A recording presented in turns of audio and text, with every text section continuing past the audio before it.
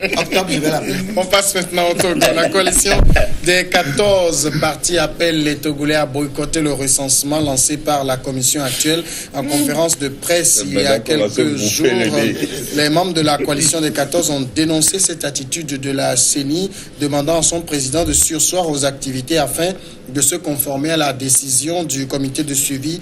Il faudra au moins que les kits qui ont été conditionnés par ces spécialistes en fraude soient audités et qu'il y ait un reconditionnement dans des conditions qui rassurent tout le monde, a déclaré Madame Brigitte Adjamabo Johnson. Dominique Eliziou, d'abord, ce que demande la coalition, c'est pas sorcier, hein, puisque la CENI est recomposée, normalement tout doit être refondu.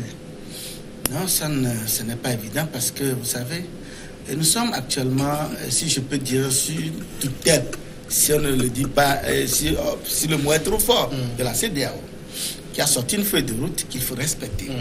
Que dit la CEDEAO? Que la CENI doit arrêter ses travaux? Non. Plutôt la CEDEAO a envoyé des experts électoraux pour l'accompagner dans cette tâche. Et c'est ce qu'ils ont commencé, je crois, depuis le 24, à travailler avec la CENI.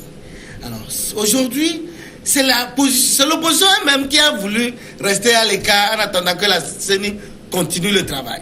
Et aujourd'hui, ils sont mis d'accord. Maintenant, ils n'ont qu'à prendre place à cette CENI. Ce n'est pas les membres de la CENI qui votent, c'est les Togolais. Alors, s'ils prenaient place, actuellement le fichier, le recensement, c'est le 1er octobre.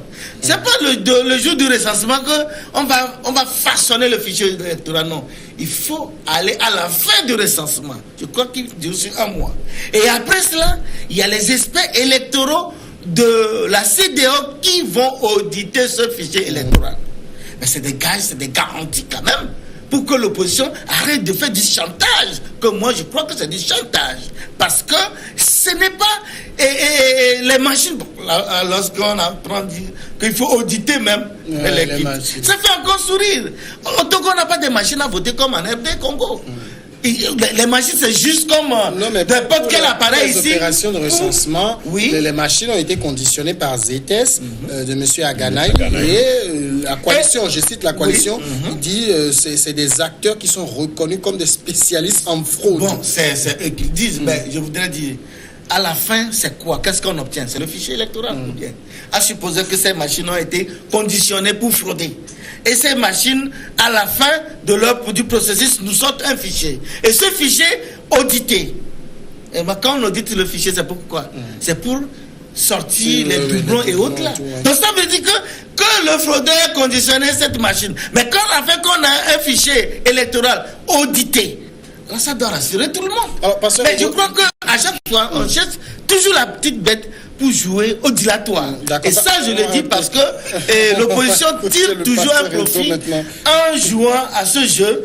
Parce que, comme le disait quelqu'un, à chaque fois, on les appelle quelque part, ils voient un facilitateur, ils s'en sortent avec des emplois. Voilà encore l'objectif la position de sortie qui prise quand même de la CENI qui dit que toutes les opérations menées par la CENI actuelle, c'est-à-dire celle dans laquelle la coalition ne se trouve pas, doit être reprise à zéro. Vous comprenez cette position? Non, qu'est-ce que ça nous coûte si on revenait? L'argent.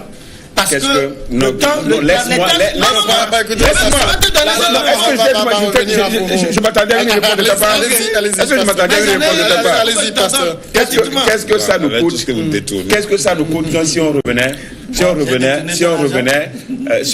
de manière consensuelle à des actions au niveau de la CENI, tant est que nous sommes dans un esprit inclusif et consensuel.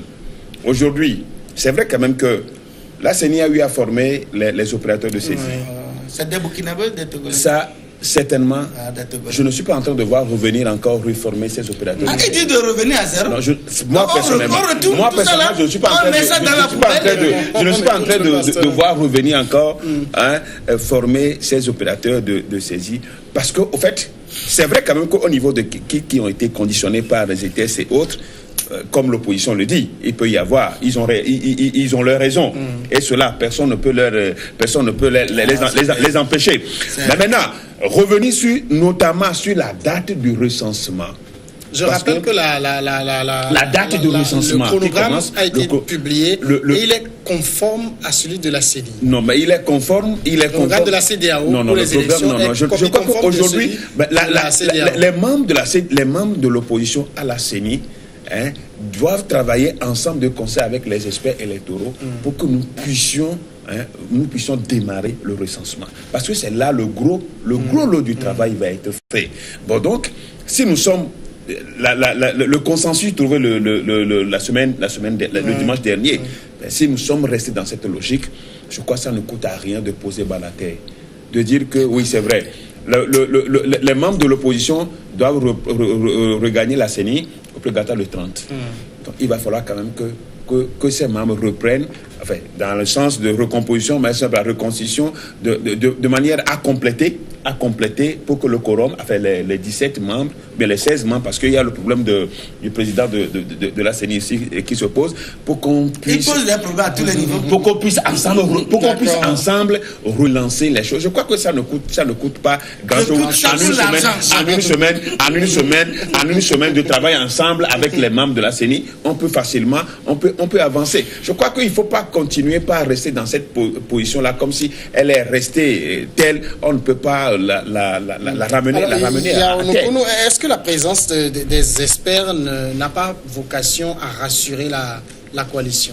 Vous savez, depuis la mise en place de cette CENI l'année dernière, nous avons sorti un communiqué pour dire que cette CENI mise en place dans ces conditions, dans cette situation, c'est pour faire un passage en force.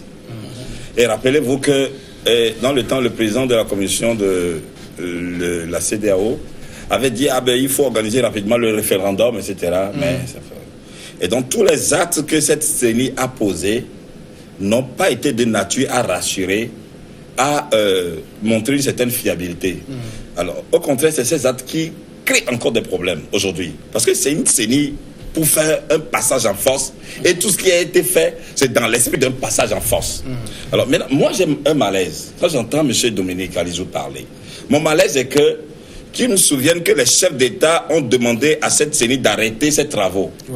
Alors, rappelez-moi à quel moment les chefs d'État sont revenus dire que maintenant la CENI peut continuer. Le 31 juin. Avec une dette limite. Dans la feuille de route, dans la feuille de route, moi je n'ai fait, s'il vous plaît, dans la feuille de route, je n'ai lu en aucun moment et dire que la CENI peut reprendre dès à présent, dès cet instant, ses travaux. Jamais. Jusqu'à ce jour, les chefs d'État qui ont arrêté les travaux de cette CENI ne sont pas encore revenus dire que cette CENI doit reprendre ses travaux. Mais au contraire, on a parlé de recomposition, de renforcement et une équipe technique qui doit appuyer cette CENI. Ça n'a pas été le cas, mais déjà au lendemain de la lecture de cette feuille de route, c'est fini. C'est-à-dire, cet esprit de... Oui, ça n'étonne pas. La mission de cette CENI, c'est de faire un passage en force.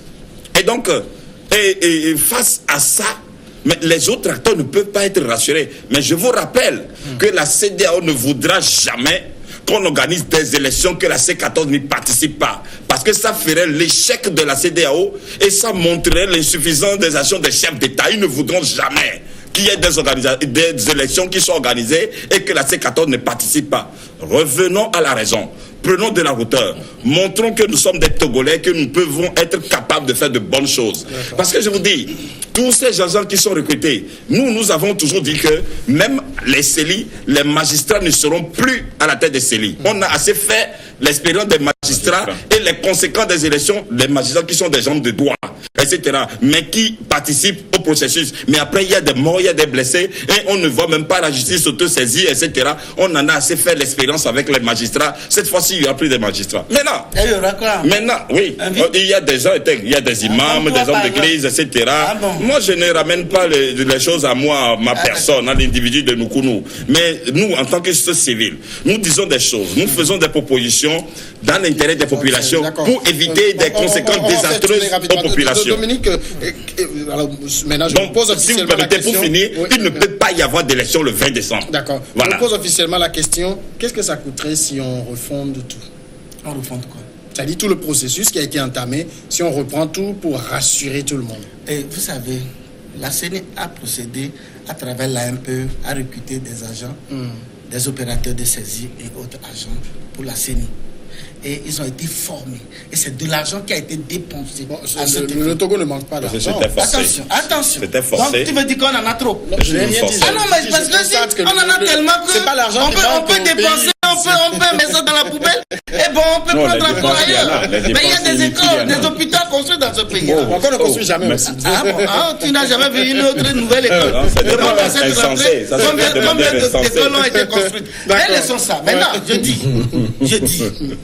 C'est l'AMP qui est un organe de l'État qui a procédé au recrutement. La C14 dit, bon, nous on ne veut plus de l'AMP. Ils voulaient quoi avec à la place? Peut-être un autre organe. Donc c'est eux finalement qui décident. C'est ce qu'eux ils veulent là. C'est ça qui doit être exécuté. Nous sommes dans quel pays? C'est eux qui donnent des ordres. Aujourd'hui, il y a quand même un médiateur, ou il y a des médiateurs. Et ces médiateurs sont en train de nous accompagner pour aller à ces élections dont la médiation a fixé une date ligne, les chefs d'État. Quand mon ami s'agite ici qu'il n'y aura jamais d'élection, oui, tu t'agites, qu'il n'y aura jamais d'élection sans la coalition. Est-ce qu'on va aller forcer les gens de la coalition d'aller aux élections? Nous sommes dans un état de droit. Nous sommes dans un... C'est quoi la crédibilité? Aujourd'hui, non, si la C14 dit je ne vais pas aux élections, je dis, il y a des partis, même dans le non, même les chefs d'État, qui ne se bousculent ils n'ont pas conduit les dialogues on va le faire quoi? Non. Je dis on va le faire. J'ai la parole quand même. J'ai la parole. Il faut écouter ce qu'il dit. Donc je disais que avec tout ce qui a été fait, si la CEDEAO avait vu que non, ce que la CENI a fait, il faut mettre ça dans la poubelle.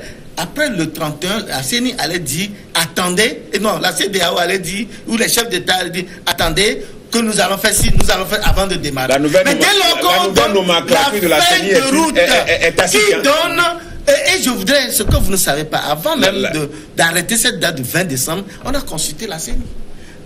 Combien de temps vous avez pour organiser des élections crédibles?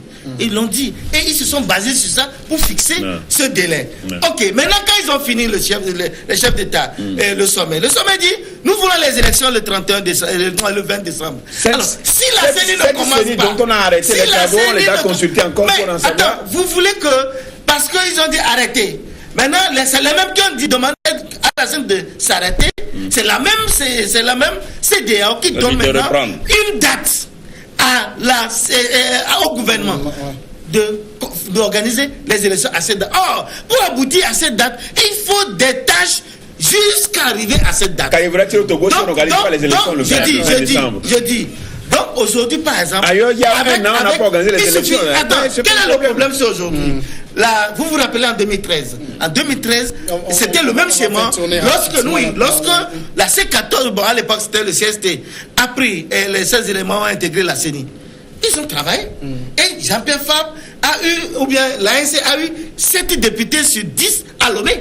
Est-ce qu'on ne l'a pas proclamé? Est-ce que parce qu'il n'était pas là au début, au recrutement, et c'est pourquoi leur résultat n'est pas proclamé? Sois honnête, sois sincère. Dominique, on va une société Dominique Godillot.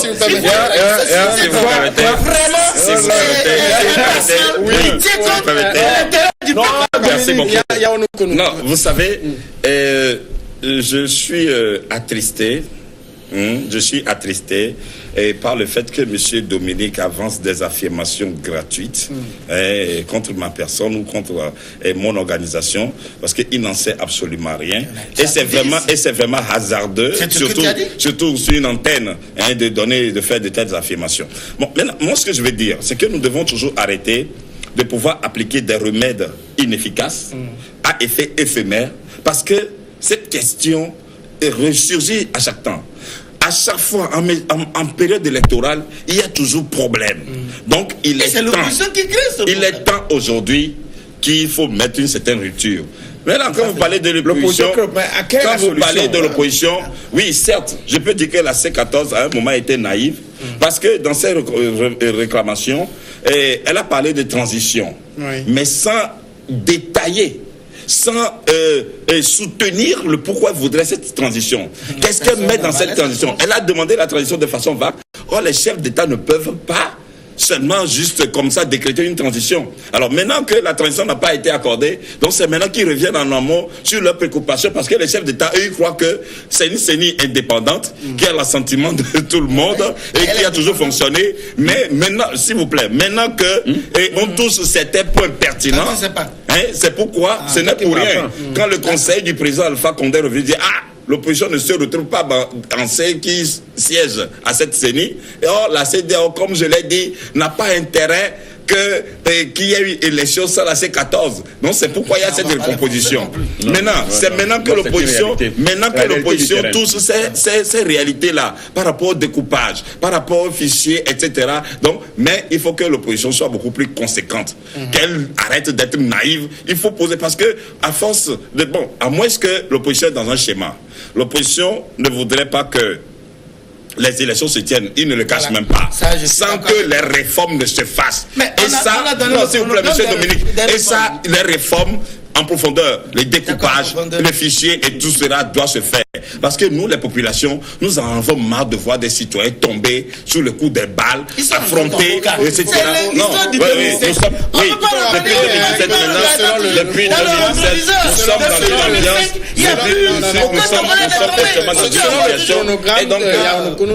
Les réformes se feront avant le 30 novembre. Le 15 novembre, il y aura les réformes. Tout est planifié. Il y a un chronogramme.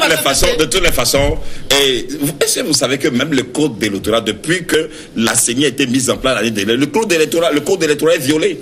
Et donc, je vous dis qu'il ne peut pas y avoir d'élection, même jusqu'à l'année prochaine.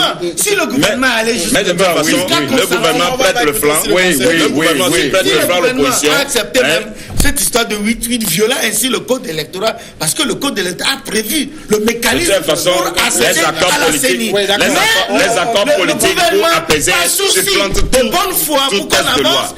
Accepter cette histoire de 8-8. Le gouvernement a accepté d'avancer. Et l'opposition recule. Mais je précise, le code électoral est violé depuis l'année dernière. Pas avec cette reconduction-là.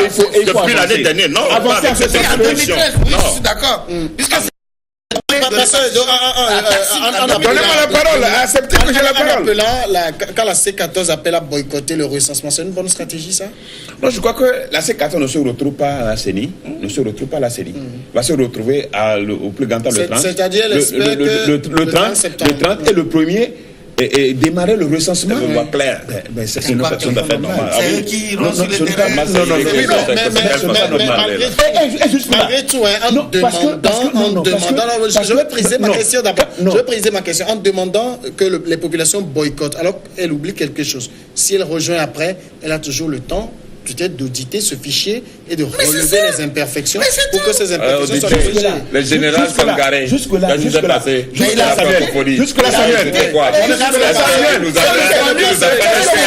C'est le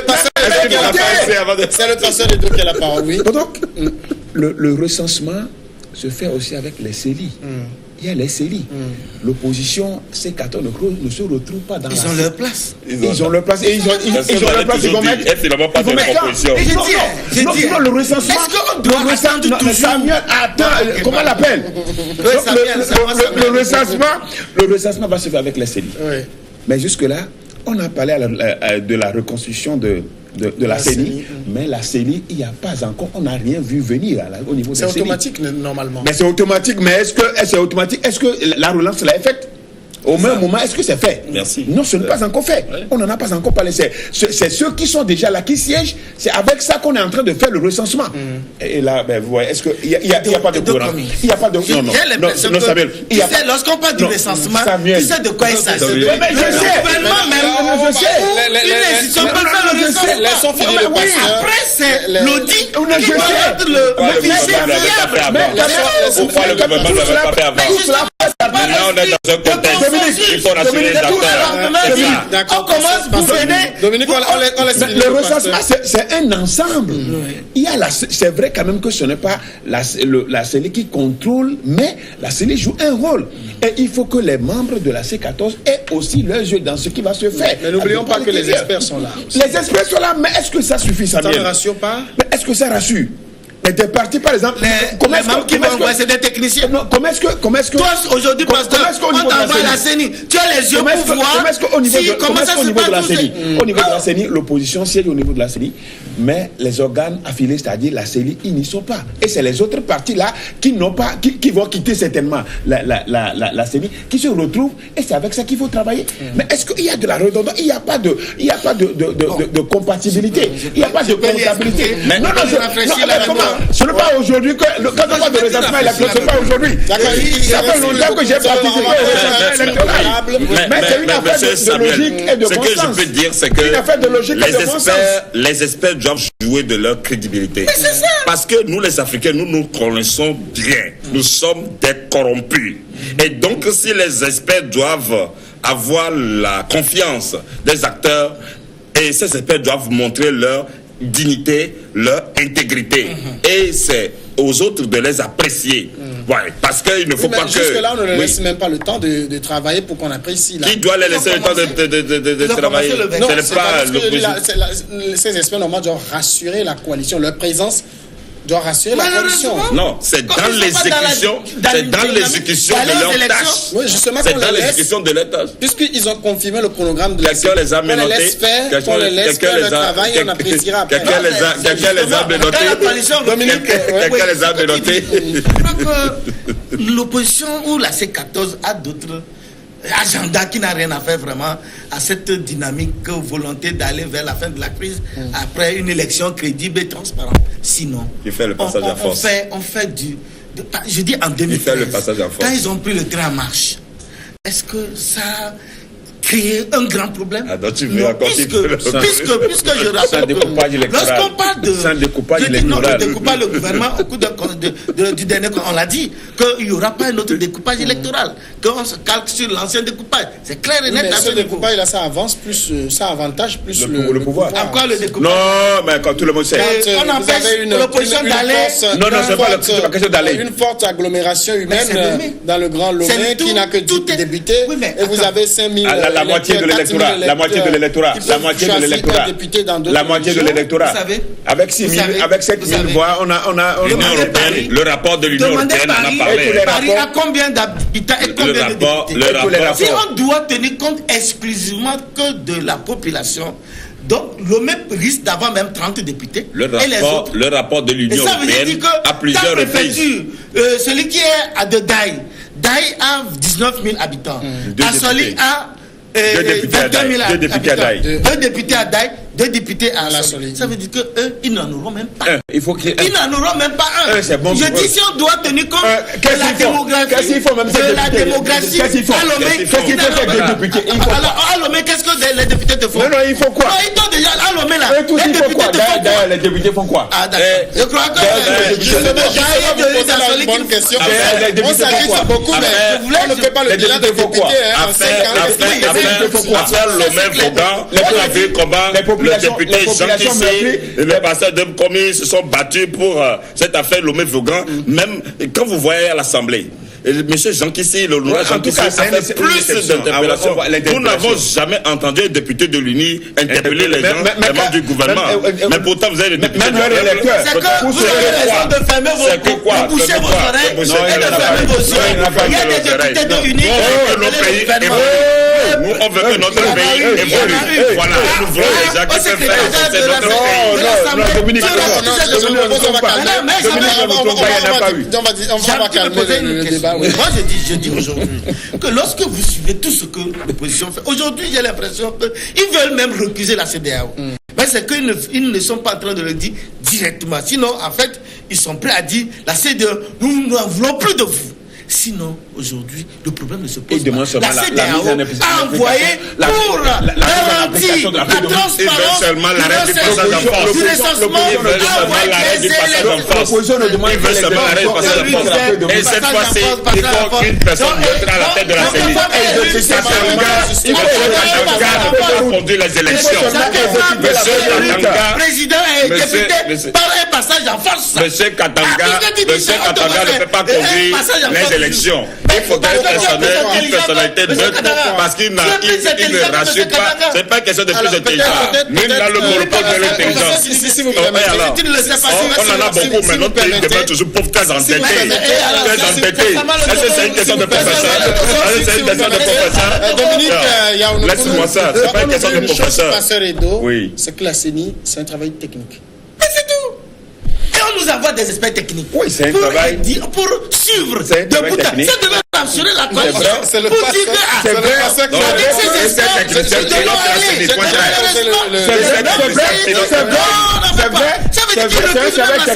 c'est un travail technique, mais malheureusement tous les acteurs sont politiques. Tu vois, Pedro par exemple, là, c'est tous les acteurs sont politiques. On va pas doiter des gens. Ce qui enlève le caractère technique à la CENI. Parce que chacun protège son parti. Les gens, ils vont pour protéger leur parti à la CENI et non pour faire un travail technique. Monsieur Katanga incarne un passage de force. Il est à l'œuvre d'un passage de force. Ils ne verront pas ce qui se passe. C'est un travail technique. Qu'est-ce qu'un journaliste, par exemple, à la CENI peut savoir de la technicité de ce qui se passe? Qu'est-ce que vous en savez? Mais c'est une procédure. Pour rassurer les deux parties.